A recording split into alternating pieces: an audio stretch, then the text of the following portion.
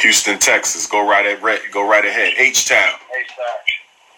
Yes, sir. Yes, sir.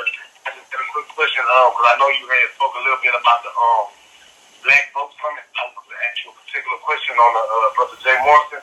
Yes. What was your stance on what he was saying about, well, I don't know if you've seen the clip or not, about black Americans need to go, justify around nationality and acknowledge our heritage and our culture.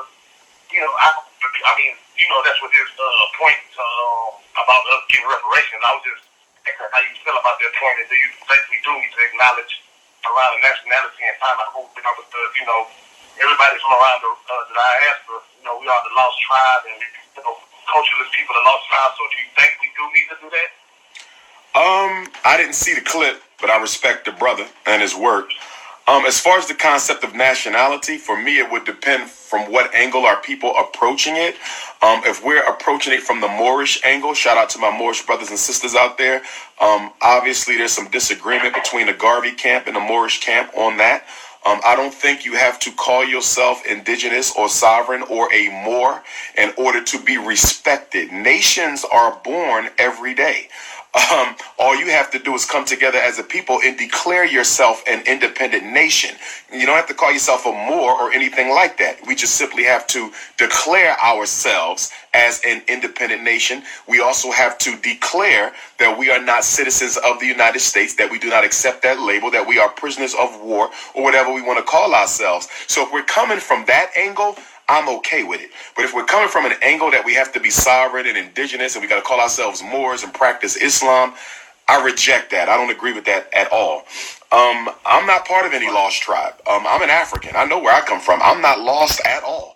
And one of the reasons why we're going to be meeting at the Embassy of Ghana on Tuesday, October the 7th at 11 a.m. and again at the African Union headquarters in Washington, D.C., Saturday, October the 12th, is because we want to build a Black Wall Street repatriation community in Africa for those of us who know we are African and recognize the political time of day that we live in that suggests that it's almost time for us who are African, unapologetically so, to go on home. So I already have my plan. I already have my program protocol in action, and I'm moving on it now. It's been 400 years, and it's time for me to finish the works of the most honorable Marcus Garvey and all the other Pan-Africanists who came before me. They're depending on me to finish this. So I'm not a part of any lost tribe. I know exactly where I come from. I'm not interested in no nationality that is asking me to identify with America, because I am not an American. I am an African. Right, yes. Well, the only reason I say about the lost tribe because, we African American, that was a name given to us by Jesse Jackson, or we black, or we token. I know if the Cotton Mountain, they erased everything, so just like, I've been listening to you, they erased everything, so that's why, I feel, why I took on where a lot of people say we're the lost tribe. I understood it to a bit, but I understand what you're saying, that you know where you come from. And one more question, you was like, we don't have to go by indigenous, but I thought the globe was ours. All around the whole globe, we are, the globe is ours. The globe is ours. So I'm just so why would we all be from one big landmass? Because there's so many of us. Okay. Like we are around the globe. We are around the globe. From one landmass. And the reason. For so many long years. Yes, sir. So this whole one landmass is ours. Yes, you're absolutely correct. And give these Europeans this, and people this, without people the one. We just know we are. Like, I don't understand. Okay. Let me respond if I can. The globe is ours, my brother. We are the oldest people in the world. We were on this planet by ourselves for tens of thousands of years before any other race evolved from us. So yes, as the oldest people, we circumnavigated the globe before any other race evolved.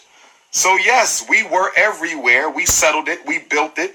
We did everything. Yes, we are the original people of the planet. But everything has an origin. Everything has an origin.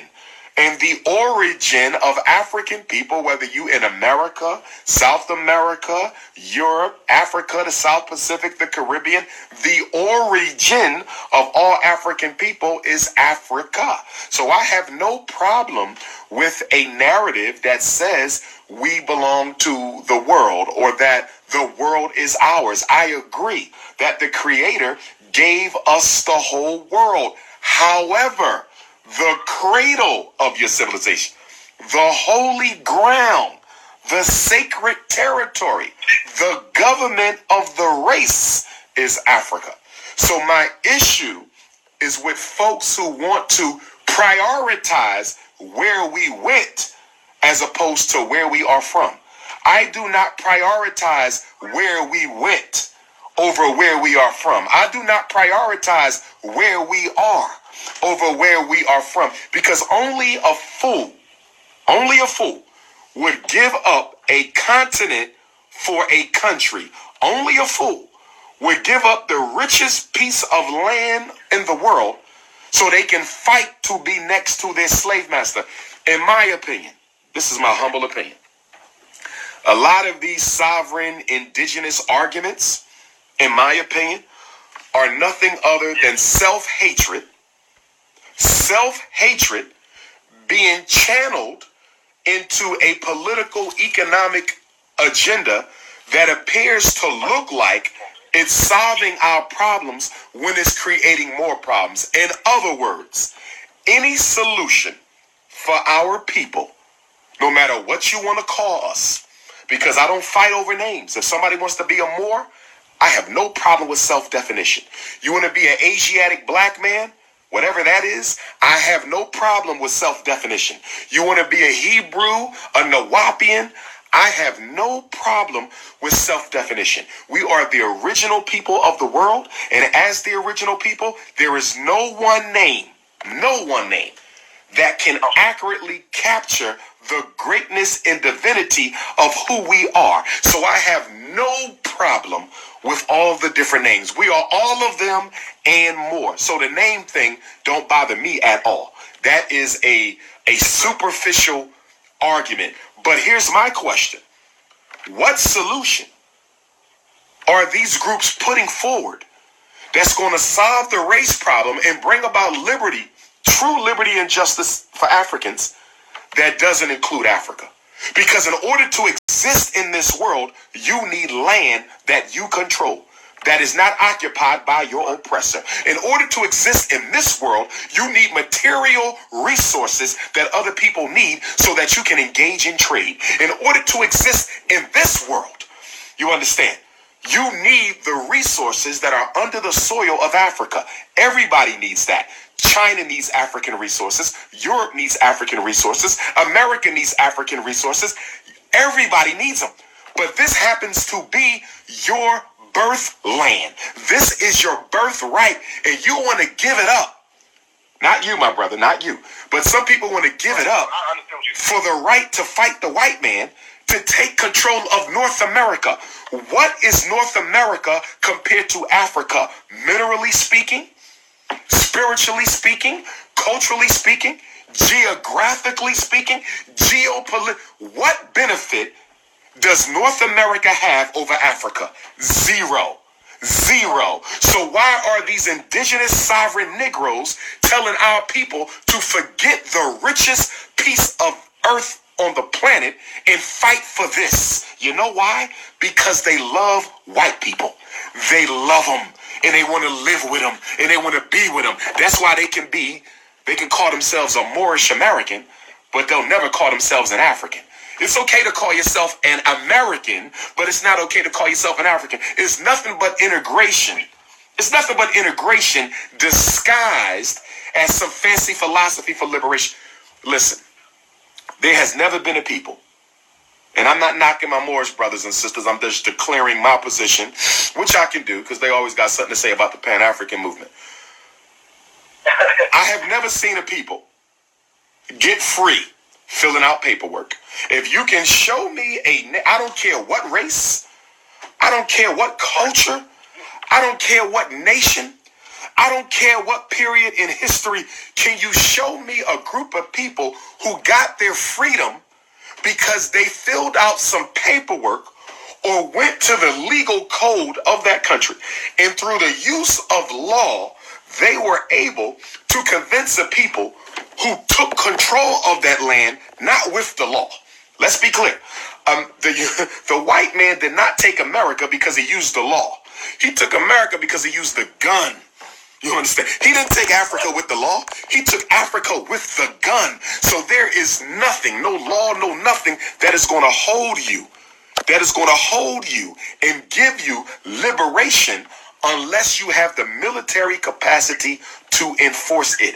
I just want our people to make sure our assessment and analysis of our present and future is rooted in facts. It got to be rooted in common sense. It got to be rooted in logic. Why do I want to fight for North America when North America doesn't offer me any advantage over Africa? And the only answer for that is self-hatred.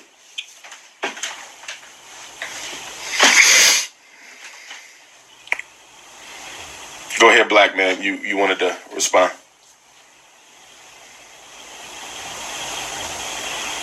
Is there another question on the call? I got a question. Yes, sir. Where you calling from, beloved? Still here from, I'm not at earlier. Chicago. Gotcha. So, I had a two-part question, but I'm going to try to be quick. The first question, my bonus daughter, who I spoke to you about my biological daughter, but this question is about my bonus daughter. I have a bit of a challenge at times. How can I say it? Coming down on a child that's not yours is a little difficult. Yes, you can't punish a child that is not yours unless that child knows for certain that you love them first. That includes your own child, you know. Exactly. And I've been with my woman for about 4 years now. We've been living together officially 4 years. We've been living together about two and a half now. So I've been living with her daughter, my children, for a little over 2 years now. And so my challenge comes in, when, it's almost like a reflex with my children, when it comes to things I want to, be stern on them about, things like that. But it seems like I have that hesitation, when it comes to my bonus daughter. And it's just, I guess my question is, do you have any suggestions on, getting through, being able to break that barrier of... How old are your children from your queen? How old are they? Your stepchildren. I hate to say the word, but... My stepdaughter is 13. Okay. Well, a couple things for me. Okay, couple things for me. Right off the top, because you're dealing with a female children. Is her biological father in her life? He is not. He is not. He's alive. He's around. She has access to him very, very seldom.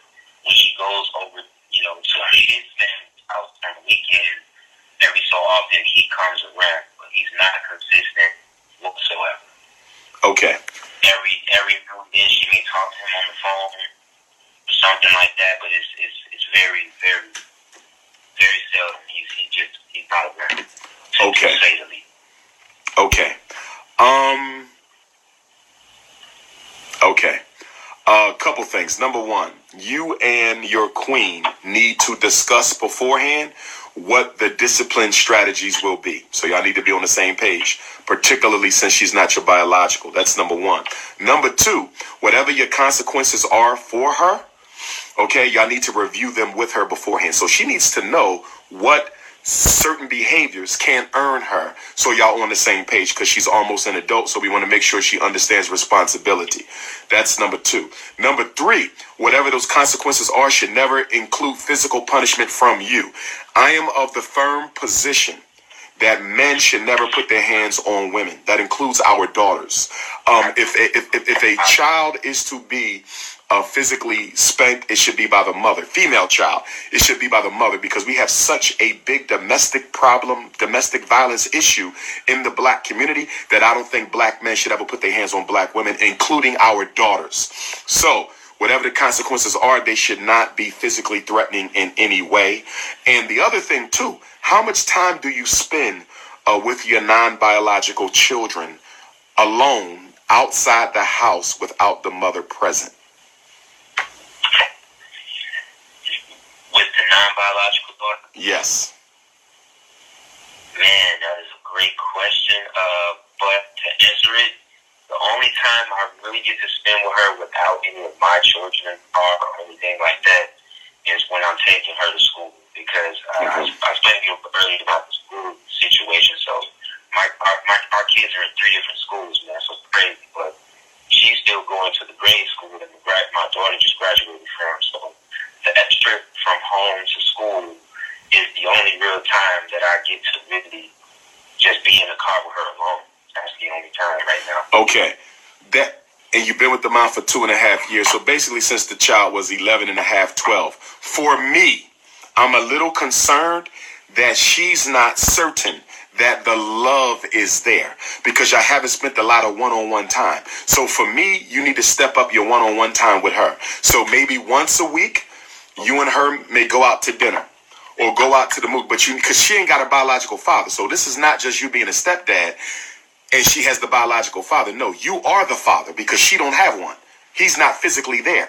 Until he comes back, you are the father. So she needs that love, that nurture, that care from a father figure. So you have to do that anyway to make sure her emotional needs are being met, okay, before you do any type of punishment. I really think you're going to have to spend the next 6 months building that love and trust with her before you introduce any consequences. Until then, any consequences that you think are necessary, you should funnel through the mother. They should come through the mother, not through you, because you got to make sure the love is there.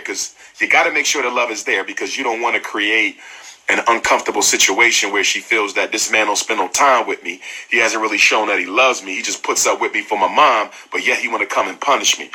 I don't want you to do that. So I would start putting time in between now and February.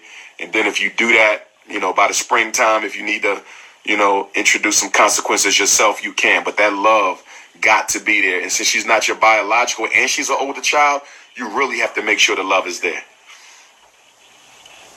And I appreciate it so much, man. Like, she's a little hoopy. And so I actually was trying to, make a plan to go to the gym and do some home workouts and things like that. And I guess maybe that could be a part of some of the time spent too. Or what do you think about that? It can be. But you also just need some face-to-face leisure time, father and daughter as well. Man, I appreciate it, man. Umar, you the best, man. Listen, you made me you single-handedly, kind of, with me personally, I'm speaking for myself, man, you just really made me proud to be black. You made me proud to be, an African. And, man, I just want to say, man, continue to do what you do. It's special. And a lot of these guys, they say things. I'll be looking at the little feed and stuff when it's live, and, man, it irks me, man, that, you take the time out to do this stuff, and people got something negative to say. It's just so... It's so backwards, you know what I'm saying? And that self-hate thing is so real. So I didn't mean to change perspectives, because the guy right before me that was talking, man, y'all was talking some good stuff, man. But I just wanted to say, man, thank you for everything. Thank you for the advice, for my question, and thank you for just continuing to put this good energy out here to the world, being unapologetically African, man. It means a lot to me. And I guess, man, I want to learn about Ifa and African spirituality now, man. I do not believe I'm a Christian. I was raised in Christianity. things that I've heard you say today, watched you on YouTube, watched some of your live feeds with EFAR and stuff, man. If there's anything you can, point me in a direction to kind of learn more about African spirituality and finding that inner peace within a religion that relates to me and my people. That's what I'm interested in, man. So, if there's anything out there, man, anything you want me to read, or, man, I'm going to follow your lead on that, man, because I just think you're just an intelligent brother, and you know the way, man, to say the least. Appreciate you, brother. Appreciate you. Let me give you my number, too, so you can text me and I can send you some information on EFA.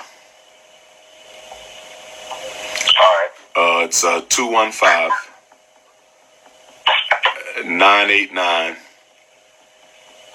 9858. 215 989 9858.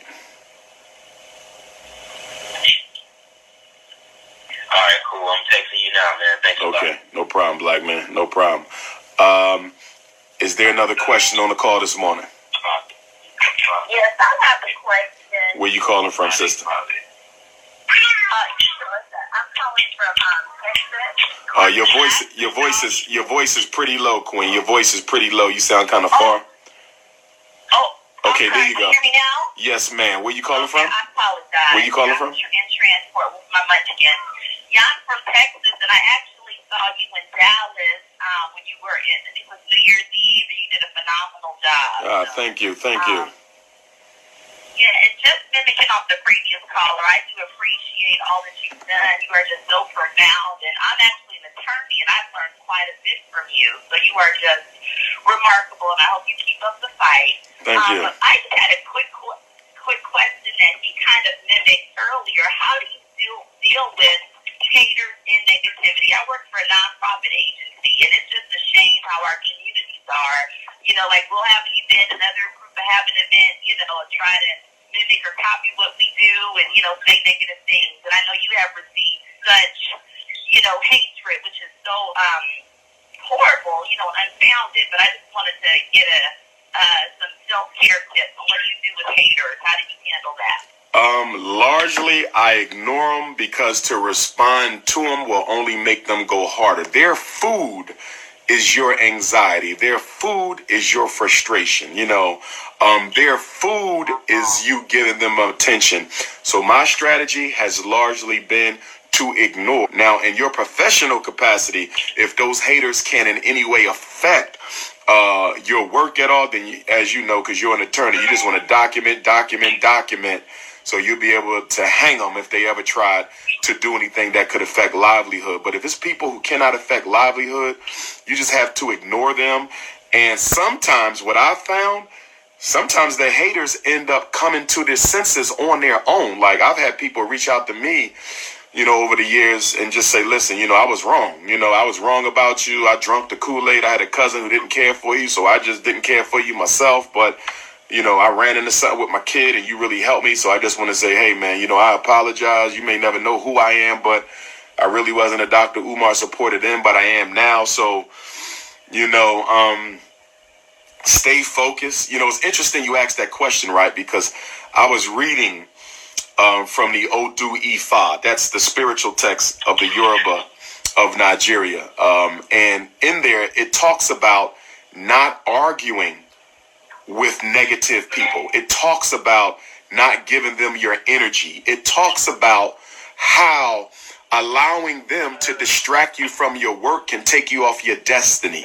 So it's very important that we don't give them too much attention, because in doing so, we can set off a chain of events that takes away our own blessings, especially due to the fact that a lot of haters are unhappy people, which means they have things going on in their lives that are not the way that they should be.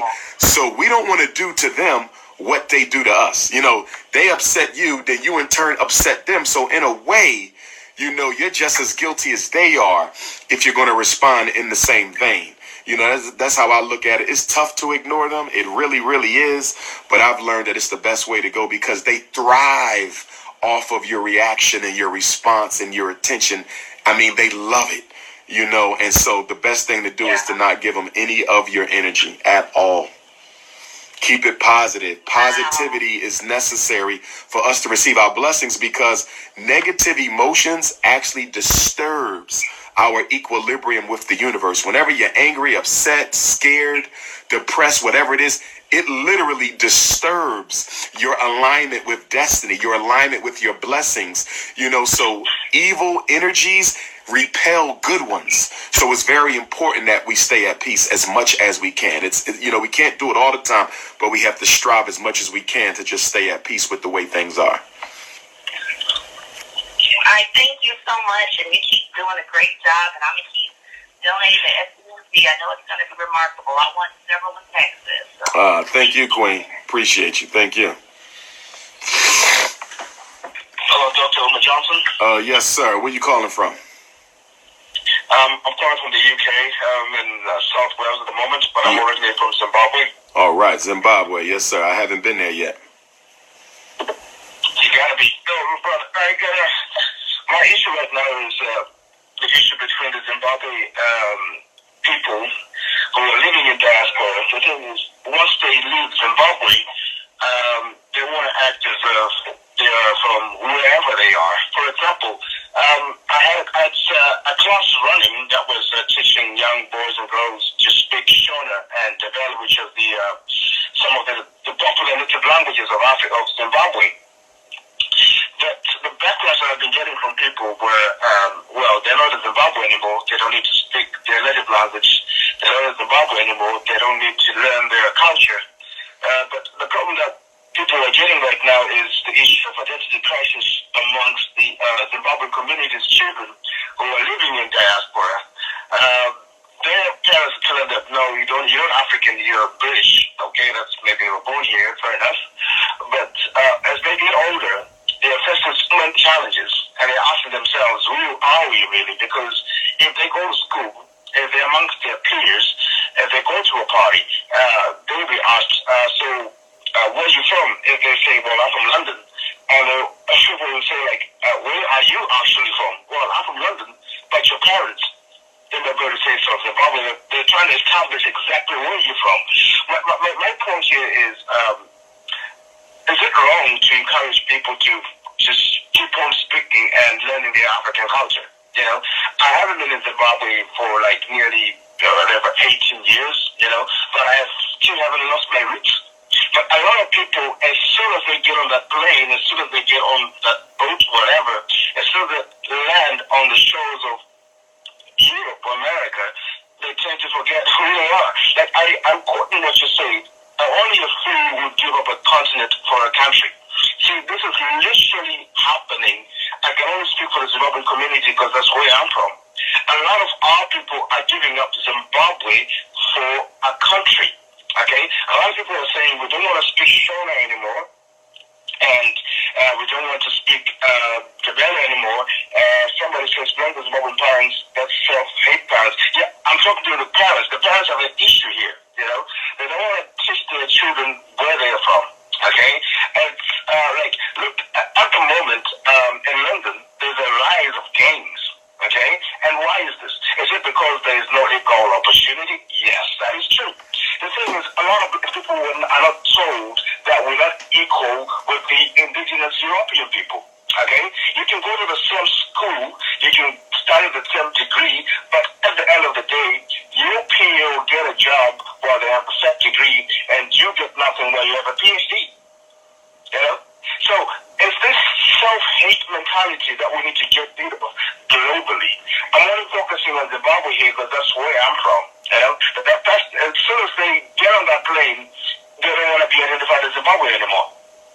As soon as they go into a foreign country, they want to fight for that country.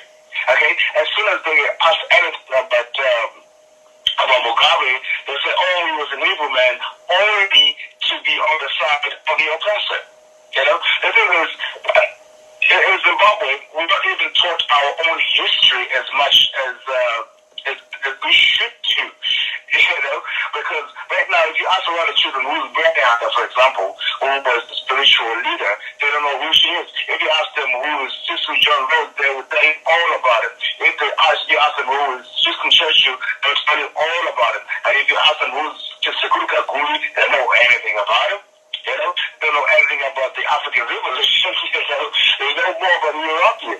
So we need to emancipate ourselves big time. Yeah. Come on, bro. Good statement, my brother. And to that, I would say this. The reason so many African people around the world, you see it in Africa, you see it in America, you see it in the UK, you see it in everywhere you go, collectively, because we are a human family, we are a family. The African family globally is beginning to lose confidence in itself. The African family globally is beginning to lose confidence in itself. In America, we're losing confidence in ourselves because after everything that was fought for in the 60s has been taken back and lost because of poor leadership, poor organization, the onslaught of white supremacy, and then, of course, our insecurity complexes. And the same thing in Africa. All the gains of independence are slowly being rolled back. Now you have the Chinese invasion. But what we got to realize, the reason we're losing is because we're not fighting back.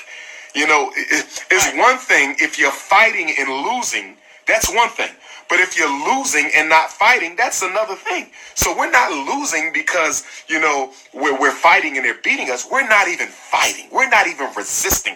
In America, we're not resisting nothing. We're not resisting miseducation. We're not resisting police genocide. We're not resisting gentrification. We're not resisting mass incarceration. We're not resisting economic discrimination, lack of access to wealth in Africa.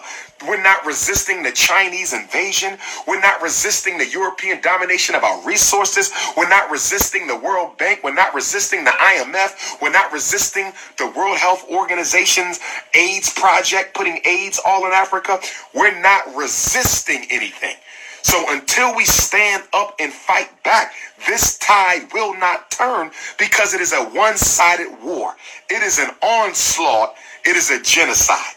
Genocide is when you got one person fighting and the other person dying. That's genocide.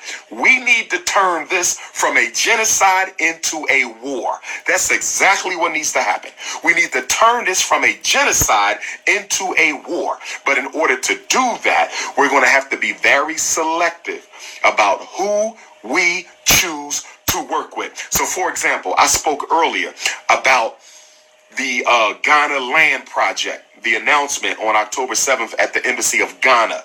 Okay, I'm going to be very selective about who I choose who want to be a part of this, because a lot of our people are just trying to make some money. They just want to get some honey. They just want to be famous. I'm looking for true nation builders. We have to stop trying to save everybody because everybody's not going.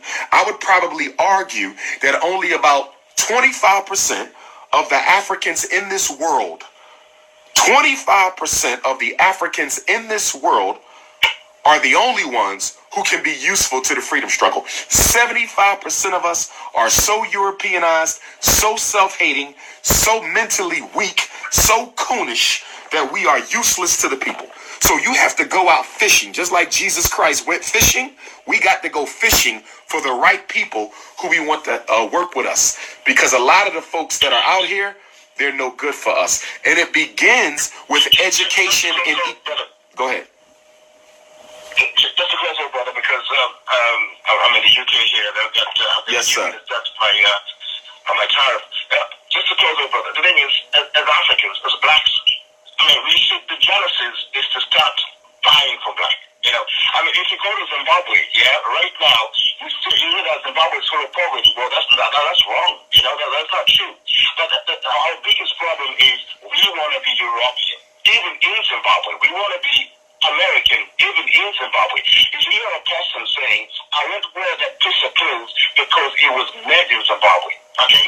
I want to wear Gucci, I want to wear whatever, I want to wear this label. But the moment that we buy these labels, all that money is going back to the French community, to the Italian community, American, European. Nothing is coming to us. Africa, Zimbabwe, I should say, where I'm from, all our resources are going out. All our money is going out, and none of it is coming back in. Okay? If Dr. Umar Johnson comes up with a designer level, we will say, oh, it's made by Dr. Umar Johnson. We try to give any excuse underneath the sun not to buy it. Okay? Recently, Paul McCartney's daughter came up wearing some African print dress. Okay? Now, black people went crazy. Oh, I want that dress. I want that dress. How many years have black people been wearing African print? Right? How many years have black people been wearing those African dresses? Only because a white woman wore it and black women started going crazy. You know, we are not poor, but we just need to be emancipated. You know, and we live a country where over $3 billion is going into sex hair, then we're not poor. If we have a continent where pastors are richer than presidents, then we are not poor. If we have a country where a circular flow of income is happening amongst churches, we are not poor. We can't be poor like that. Okay? And then we have these charity companies coming in and saying, oh, Africa is this, oh, Africa is that. Oh, really? Really? So I don't understand something. With the African, okay, in Zimbabwe, we have a land reform program, okay? And a lot of black people were saying this. Well, give the land to the white farmers. And ask yourself this question. You're trying to tell me that Africa didn't farm for thousands of years. It's like there was this statement on a slave by this a racist South African who said Zimbabwe was the breadbasket of Africa. That wasn't even the case. It was just a mere statement of a white racist who owned companies that used to export food that came from Zimbabwe, going to America, going to Europe, going to Asia. Okay? So they're trying to tell us that we are lazy, and we black people are saying, yes, we are. Okay? I'm challenging all black people here. If you're in America, wherever you are, let's stop buying fancy cars and let's stop buying farm equipment. Okay? Let's put our energy into farming. We have the resources. Okay? In Zimbabwe, it's one of the only countries where we took over our resources fully. Okay? People are being invited, okay, to buy farm equipment. The only way we can take over a country is by farming. It's one of them, actually. Okay? If we provide our own food, right now there's a strategy of introducing genetically modified organisms onto African soil, so that we depend on the African, on the American sheep. Okay? But we need to wake up. We need to wake up and smell the coffee. We have been given land. How many countries in Africa can say that? In South Africa right now, they don't own land. 87% of the world in Africa, in South Africa, is owned by the white monopoly. And right now, we need to wake up. We need to stop looking to America. We need to stop looking into ourselves. You know, if you ask a person in the UK, how many people have free land? None. None. And right now in Zimbabwe, people will say, oh, what did you do with the land? Well, why didn't you come over and farm on it? Oh, what did you do with the land? Why don't you come over and invest in it? And they say Zimbabwe has unemployment. Well, I say, how many houses do we have that in places that we call ghettos? Why didn't we people in the diaspora start renovating those houses? Because America is not going to. America is just going to impose sanctions on Zimbabwe and to destroy the nation. And who are they doing it? Who are they doing it by? Only Zimbabweans. So we need to wake up our language. First of all, we need to know who we are. Okay? We need to know where we're coming from before we know where we're going. In Zimbabwe, we have a proverb. I'm going to try and put it into English as much as I can. It says, always look back, because that's where your spirits are. You know, in Shona we say, you know, we always say, always look back, because that's where your ancestors are, that's where your spirits are. But the thing is, we can't move forward before we know who we are. That's the first thing. Thank you very much, brother. No problem. Appreciate you, black man. Zimbabwe, stand up. We coming. Is there another